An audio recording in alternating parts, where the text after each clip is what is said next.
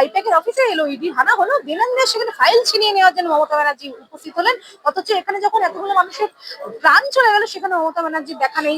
32 ঘন্টা পর সেখানে সুজিত বোস যাচ্ছেন দমটাইয়ের। ব্যাপারটা হচ্ছে, প্রথম থেকে বলা হলো মাধ্যমিকের অ্যাডমিট কার্ড চলবে, মাঝে আবার বলা হলো অ্যাডমিট কার্ড চলবে না।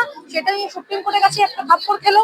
জানি না বাংলার প্রশাসনের কাছে এটা আমার প্রশ্ন, যে কখন তাদের উপর মানে তাদের প্রতি স্টেপ নেওয়া হবে। কারণ এর আগেও বিভিন্ন ঘটনা ঘটেছে যেখানে অনেক পরে দমকল গেছে বা অনেক পরে স্টেপ নেওয়া হয়েছে বা কোনোভাবে ধামাচাপা দেওয়ার চেষ্টা হয়েছে। তো এটা খুবই লজ্জা। এসআইআর এর ডাকার থেকে বড় ব্যাপার হচ্ছে কি কারণে ডাকা হচ্ছে।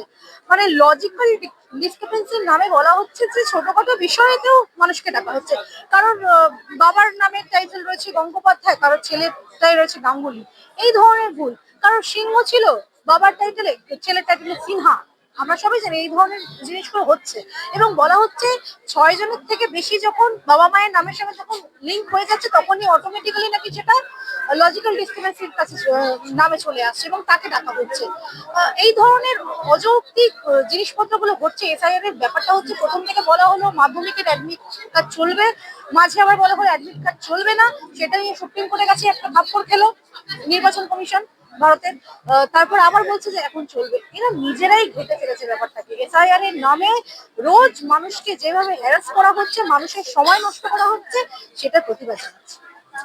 আমি একটা ঘটনা বলছি, আনন্দপুরে যে ঘটনাটা ঘটলো সেই ঘটনাটা সম্পর্কে আপনি কি বলবেন? দেখুন, আনন্দপুরের ঘটনাটা মানে একদমই মানে মেনে নেওয়া যায় না।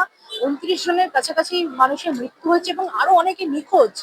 এবং একটা সংস্থার নাম আসছে, যেটা ওয়াও মোমো সংস্থার নাম উঠেছে, বলছে নাকি তারা তালা বন্ধ করে চলে গেছিল। কতটা মানে নৃশংস ভাবে এই ঘটনাটা ঘটেছে তাহলে ভাবুন। এবং এটা তো 32 ঘন্টা পর, যখন আগুন লেগেছে 32 ঘন্টা পর বলছে দমকল মন্ত্রী সেখানে গেছেন।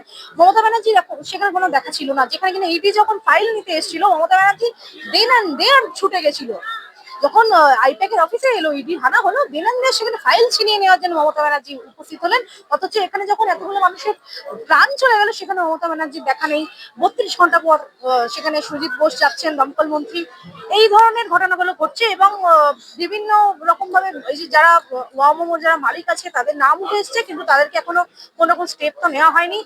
জানি না বাংলার প্রশাসনের কাছে এটা আমার প্রশ্ন, যে কখন তাদের উপর মানে তাদের প্রতি স্টেপ নেওয়া হবে। কারণ এর আগেও বিভিন্ন ঘটনা ঘটেছে যেখানে অনেক পরে দমকল গেছে বা অনেক পরে স্টেপ নেওয়া হয়েছে বা কোনোভাবে ধামাচাপা দেওয়ার চেষ্টা হয়েছে।